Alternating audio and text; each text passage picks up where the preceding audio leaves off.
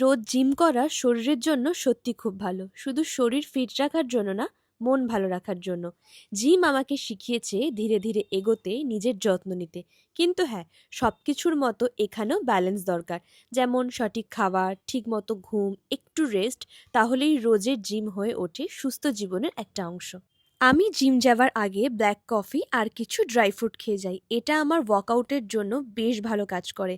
Black coffee energy বাড়ায়, focus বাড়ায়, ওয়ার্কআউটের সময় অলস লাগতে দেয় না। আর ড্রাই ফ্রুট শরীরকে দেয় ন্যাচারাল এনার্জি, যেমন খেজুর, কাজু, কিশমিশ আর বাদাম। খালি পেটে জিম করার চেয়ে হালকা কিছু খেয়ে ওয়ার্কআউট করলে পারফরমেন্স অনেক ভালো হয়। তাছাড়া বড় বিষয়টা কি বলতো, জিমে যাওয়াটাই আসল কথা নয়। সবচেয়ে জরুরি হলো সঠিকভাবে জিম করা। ভুল ফর্মে ওয়ার্কআউট করলে লাভের চেয়ে ক্ষতি হয়। তাই একজন ভালো জিম ট্রেনার নেওয়া সত্যি দরকার।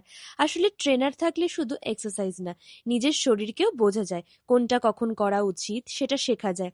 ইনজুরি কমে এবং রেজাল্ট অনেক ভালো হয়। আসলে ট্রেনার নেওয়া মানে কিন্তু একদম খরচ নয়, বরং নিজের শরীরের উপর ইনভেস্টমেন্ট করা।